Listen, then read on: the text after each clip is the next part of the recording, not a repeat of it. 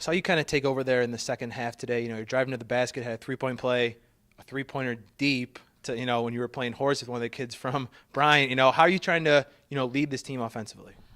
Just to create, not just for myself, but for my teammates. If I'm attacking the gaps, it's either a straight line drive for me or an open bucket for one of the posts. How do you try to, balance three-pointers, driving to the basket, pull-up jumpers? You can score in a variety of ways, but is that something just where you try to read the defense, see what they're giving you? Yeah, as a shooter, you pick and choose when you shoot threes, your pull-ups, get to the hoop.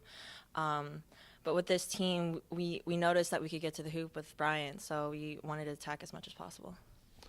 Close game down the stretch. What were you kind of going through your mind there as Bryant's got the last shot and you were at the line also? I guess one or two free throws kind of bothering you right now, but, what was kind of going through your mind those last seconds of the game? It kept us on our toes. We were up one, yeah, towards the end, and we wanted it. We wanted that defensive stop, so we played well defensively as a team today.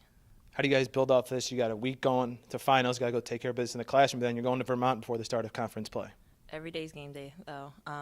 In practice, we work hard, offensively, defensively. So. Towards the Griffs with a team win today. They beat Bryant 61-59.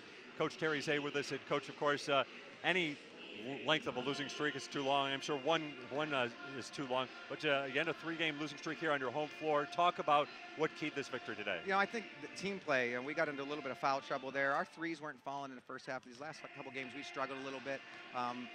And then we got in foul trouble in the second half. I thought Jasmine Mungo was awesome for us. She came in, her energy, a big offensive foul. I thought Crystal Porter was really good when she got in there. She blocked. She can match athletically with Mensa a little bit, and she blocked her shot, and we could get some rebounds, which we were struggling with. But and then Brooke Angelos off the bench, awesome. She was great. Coming in as our. She's our backup point guard, and with us, she's as good as anybody. And Tiana was having a little bit of an off game, and she was huge for us. It's interesting though, down the stretch there for a good portion, maybe that second portion of this second half, you were going without seniors for a little while there. Obviously the foul trouble played a lot, but your underclassmen really stepped up for you today. Yeah, once that group got in there and they were playing so well together, I just let them sort of play it out for a while. And keep obviously trying to keep Jamie out from fouling out. But they were so good. They got great baskets. Kayla got really aggressive to the bucket and under control with some finishes at the basket, and that was good for us. And you mentioned Jasmine Mungo, and I just want to talk about that a little bit because here she comes into the game. She's only played twice this year. She hasn't scored. Obviously she's probably feeling the nerves there a little bit. What are you telling her now? Because she had a timeout right after she got into the game there. You had a chance maybe to talk to her a little bit. The great thing about Jasmine is, first of all, she's an unbelievable person and player, and she works so hard every single day that she's prepared, like she's ready. So when she goes in there, there's obviously a little bit of nerves when you go into a ball game, but she's not afraid. She's done great things in practice. She's been working extra hard and doing extra things before and after practice and practicing well. So I think she felt very confident going in. I'm sure there was a little bit of nerves, but she felt very confident going in, and she did what Jazz does. She got her hand on a bunch of offensive rebounds that got tipped back, and we got one or two of them, and then she took the charge, which was, I don't know, maybe the biggest play of the game at that point. And what about just the whole way the end of this game played out? I don't think there was a point scored in the last couple of minutes of the game.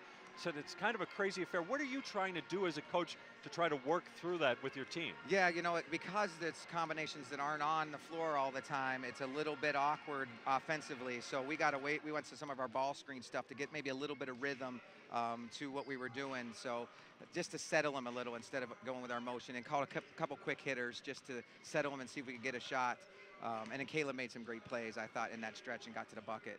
And then finally, after our coach's interview before and was walking out of the office, said this could be the day where we really gut one out, we really grind one out. Does this meet your definition of that? Absolutely. These are the ones that you just had to get gritty at the end. You had to make some big stops, you had to get some big rebounds, and you had to get really, really gritty, and I thought we did. That was huge. Coach Zeh, congratulations. Thanks, Jay. Appreciate it.